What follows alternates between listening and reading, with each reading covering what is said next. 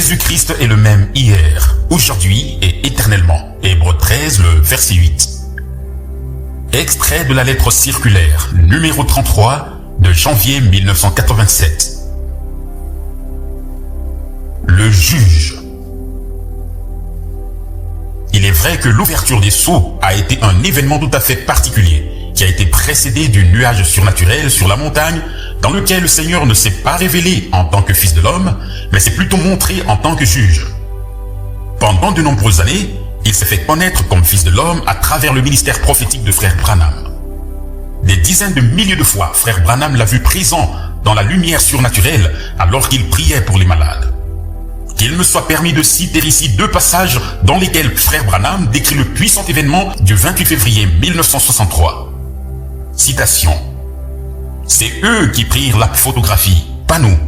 Et le voici se tenant là, le juge suprême, montrant qu'il est l'alpha et l'oméga, le commencement et la fin. Quelle identification! Tiré du sermon, le lever du soleil, prêché le 18 avril 1965. Citation.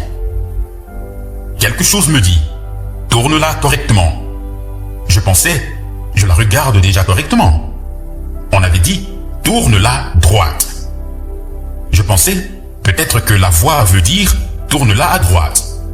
Et quand je fis cela, comme vous le voyez, cela représentait la tête de Christ à 33 ans, comme le peignait Hoffman.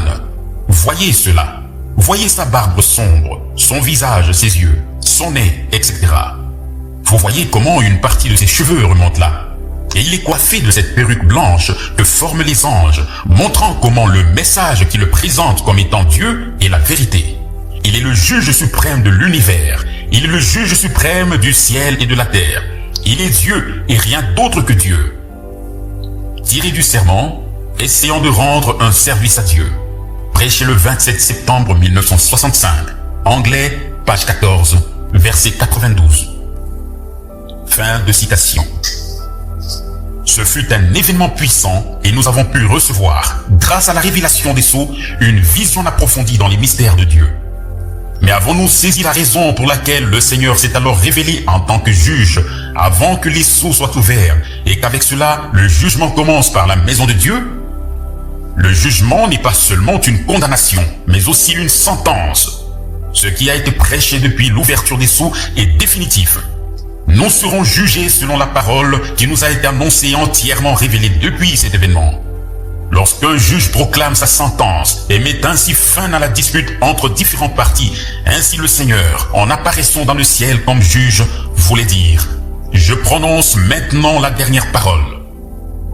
Depuis ce moment, les débats sur les thèmes bibliques sont terminés. Il a rendu la justice en tant que juge de l'Alliance. Il ne peut pas donner raison à ceux qui disputent sur des thèmes bibliques et s'opposent les uns aux autres. Au contraire, tous doivent accepter ce qu'il dit comme étant l'absolu déterminant. Il n'est plus question de débattre sur sa parole. Au contraire, elle doit être acceptée. Combien de fois Frère Branham a-t-il dit que certaines choses que lui-même ne connaissait pas auparavant ont été révélées seulement depuis l'ouverture des sceaux? Le Seigneur a, au cours des différents âges, envoyé des prophètes qui ont remis sur le chandelier certaines vérités bibliques. Les croyants de chaque âge seront jugés selon la parole qui leur a été annoncée. Cependant, c'est maintenant à la fin du temps de la grâce qu'il s'est révélé lui-même et qu'il a dévoilé tout son conseil. Le temps est passé où un croyant juge les autres. Maintenant, chacun doit se laisser juger lui-même par la parole qui nous a été apportée.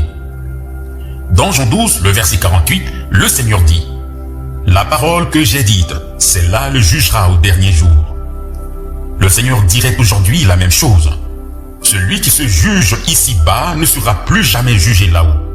Mais celui qui juge les autres, son propre jugement le trouvera en ce jour-là. Romains 2, le verset 11.